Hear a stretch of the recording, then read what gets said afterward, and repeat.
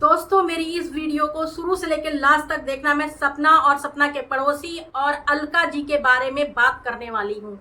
तो दोस्तों सबसे पहले मैं इस पड़ोसी के बारे में बात करूंगी, जो ये छछूंदर पड़ोसी है, घनचक्कर पड़ोसी। बोलना तो नहीं चाहिए, लेकिन इसने जो है सपना को बहुत परेशान कर रखा है।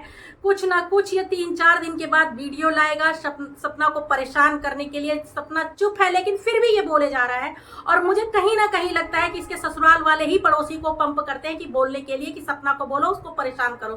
क्योंकि सपना जो चुप बैठी है ना, और मतलब अच्छे से अपने बच्चियों के साथ रह रही है, व्लॉग बना रही है, वो चीजें इन लोगों को देखी नहीं जा रही है कि सपना कैसे सही से अपने बच्चियों के साथ है। ये चीजें इन लोगों को नहीं बर्दाश्त हो रही है, इसलिए ये सपना को बार बार पोक कर रहे हैं कि बोले, और फिर से कंट्रोवर्सी चालू हो, और फिर इनकी छोटी जिज्जी भी आए बोलने के लिए, क्योंकि अभी व्यूज डाउन हो रहे हैं ना छोटी जिज्जी के, तो वो भी आए क्योंकि वो भी कम नहीं है बोलने में।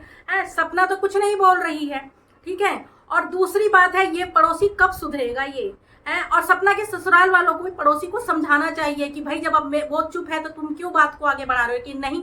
कुछ रिएक्शन चैनल वाले भी जो सपना के पीछे पड़े हुए हैं। और दूसरी बात है कि अब अलका जी, तो दोस्तों ध्यान से सुनिए, अलका जी राजवीर को जस्टिस दिलाएंगी। सपना को तो डरा धमका करके लोगों ने चुप करा दिया, लेकिन अलका जी को कोई भी नहीं चुप करा सकता है। तो नमस्ते दोस्तों, कैसे हैं आप लोग? आई होप अच्छे होंगे, स्वस्थ होंगे, मस्त होंगे। माता रानी आप लोगों की रक्षा करे, आप लोगों को हर बुरी नजर से बचा के रखे। और दूसरी बात है, अलका जी ने राजवीर केस के लिए बहुत कुछ सुना है, इतना कुछ सुना, इतना लोगों ने उनको उल्टा सीधा बोला, यहाँ तक कि उनको हल्का, टकली, उनको क्या क्या नाम नहीं दिया है, कितना उल्टा सीधा बोला है, गंजी, सर में बाल नहीं है, क्या क्या नहीं बोला है, जो कि वो इतनी सुंदर हैं, अच्छी लगती हैं, किससे बुरी लगती हैं। बल्कि उनके आगे तो तुम लोग गंदी लगती हो, जितने भी गंद बकती हो ना तुम सब, उनके आगे ना छुछुंदर लगती हो।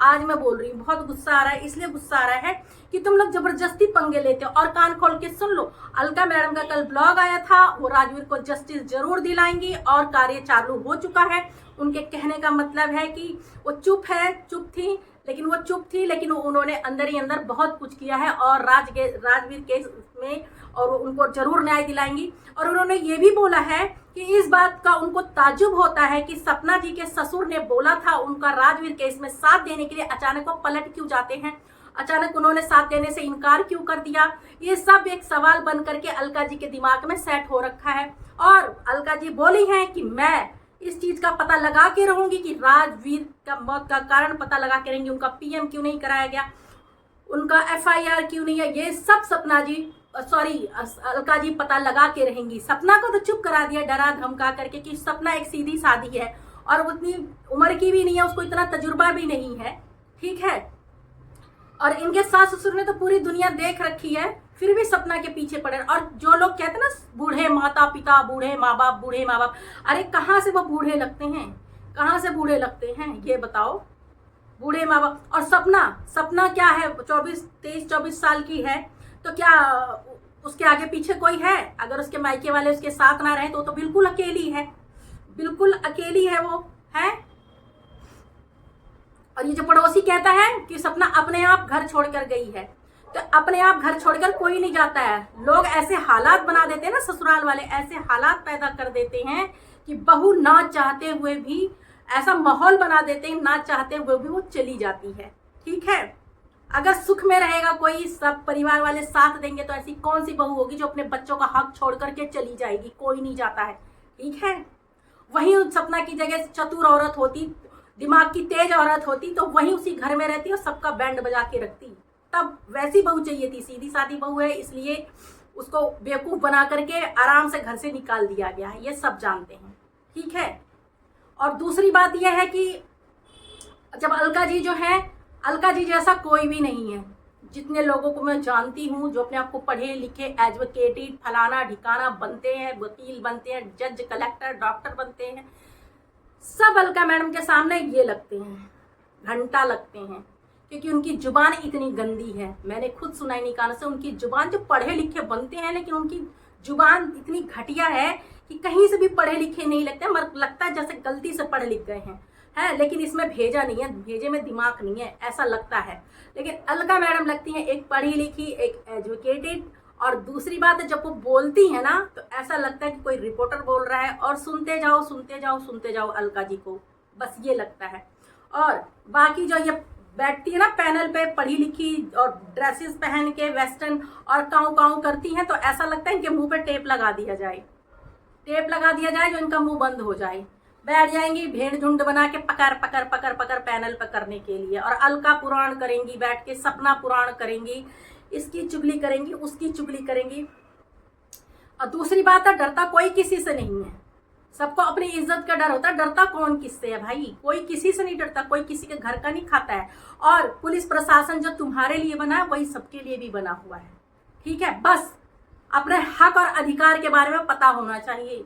जिसको नहीं पता रहता उसी लोगों को कुछ लोग दबा लेते हैं, लेकिन जिसको पता रहता है ना, चाहे वो गरीब क्यों ना हो, वो भी टंटोले पे ना बम फोड़ने की हिम्मत रखता है, यानी खोपड़े पे बम फोड़ने की हिम्मत रखता है, ठीक है। इसलिए किसी को हल्के में नहीं लेना चाहिए, ठीक है। जो दूसरे की बच्चियों को इतनी गंदी गंदी गाली देते हो, तुम लोगों को शर्म नहीं आती है? तुम लोगों की अगर लड़की नहीं है तो इसका मतलब तुम लोग क्या जानो? नवरात्रों में माता रानी की पूजा करते हैं, कंचका बिठाते हैं, 9 देवियां बुला बुला के घर से कन्याओं को लाते हैं, खाना खिलाते हैं उनको, विदाई करते हैं, और जब पैनल पे बैठते हैं तो मुंह में क्या होता है? तुम लोगों के मुंह में क्या होता है? कुछ भर जाता है क्या मुंह में? इसी मुंह से इतना गंद बोलते हो, बुलवाते हो, शर्म नहीं आती है? किसी के बच्चों को ट्रोल कराते हुए, किसी के बच्चे को गलत बुलवाने में तुम लोगों को शर्म नहीं आती है? तुम लोग माँ के नाम पर कलंक हो, ठीक है, माँ के नाम पर कलंक हो। कहते हैं ना, माता रानी के घर देर है अंधेर नहीं है।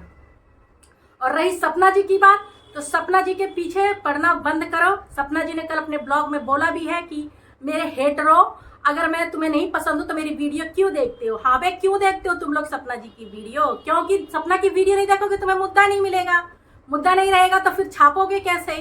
है इसलिए जब सपना चुप रहती है तभी भी तुम लोग भौंकते हो, जब सपना कुछ जरा सा बोल देगी तभी भी तुम लोग भौंकते हो, तब तो और ज्यादा भौंकते हो। तो सपना से तुम लोगों को मुद्दा मिलता है, दाल रोटी मिलती है? तो सपना पुराण तो करोगे ही करोगे। और अलका मैम पे हमें पूरा भरोसा है और हम लोग अलका मैडम के साथ हैं। चाहे अलका मैडम ने हमको कुछ नहीं बोला है, ठीक है, कि तुम हमारा साथ दो, ये है वो है, लेकिन हमें जहां सही लगेगा हम बोलेंगे, यही हमारा काम है।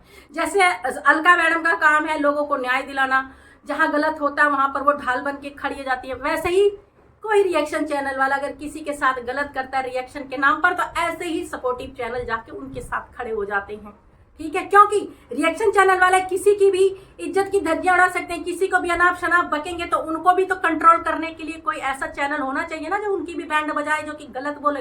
तुमको किसने अधिकार दिया रिएक्शन के नाम पर सपना को ट्रोल करो, उसको गंदा बोलो, अलका जी को गंदा बोलो? होते कौन हो तुम लोग? उनके पैर की धूल के बराबर भी नहीं हो तुम लोग, समझे? जिसकी खुद कोई इज्जत नहीं होती वही दूसरों की इज्जत पर वार करता है। और एक अच्छी औरत होगी जिसकी खुद की कोई इज्जत होगी, वो कभी भी किसी दूसरी औरत की इज्जत पर वार नहीं करेगी। बस मेरे कहने का मतलब ये है। और रही अलका मैम की बात, तो अलका मैडम जैसी तो अभी मुझे जहां तक मैंने दूर दूर नजर दौड़ाया यूट्यूब पर, अलका मैडम जैसी कोई नहीं है। जब होगी तो बता दूंगी। और अलका मैडम की हम दिल से इज्जत करते हैं और सपना के साथ हमेशा हैं, हमेशा अलका और सपना के साथ हैं। तो दोस्तों मैं करती हूँ इस वीडियो का यहीं पे एंड। अगर कुछ भूल चूक हो गई हो, कुछ गलत बोल दिया होगा तो सो सॉरी। अब करती इसी वीडियो का यहीं पे एंड। जय श्री राम।